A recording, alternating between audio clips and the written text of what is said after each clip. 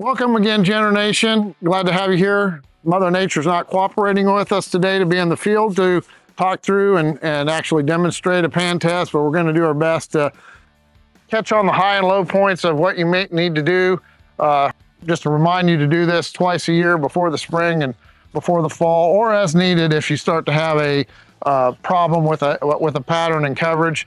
But we want to kind of go through the steps of what we need to do and what we need to be thinking about when we're doing a pan test. First off, for safety, an extra precaution is you can unplug the PWM valve for the spinners, so we don't have any accidental starts if we're doing a catch test. And then basically we want to start at inspecting the machine and making sure it's ready to do a pan test. First off, we'll take off the cover and inspect the rainfall divider, make sure there's not excessive buildup there. We'll inspect this divider on the back, make sure we don't have buildup, no buildup on the fans and the fins, and make sure they're not excessively worn. And then if they're new blades, you'll want to make sure we take the paint off so we get more of an accurate test when we start off from the beginning.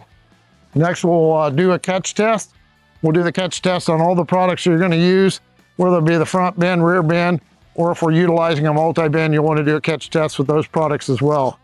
There is in the monitor a routine on the app, on the ISO widget, to do the catch test calibration.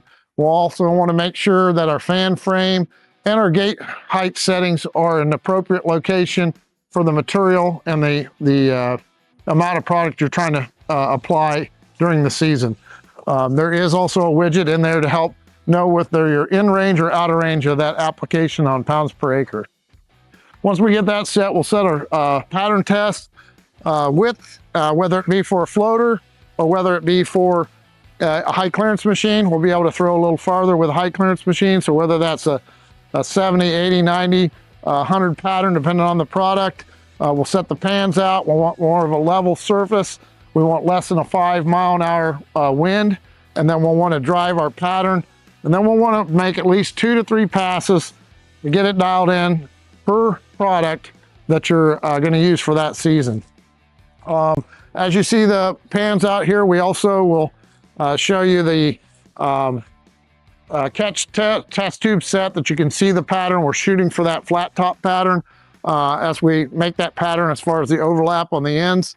There is a app available through NewLeader that can help you see the same material that's in your manual that comes with a spread pattern test kit. Makes the job easier in the field.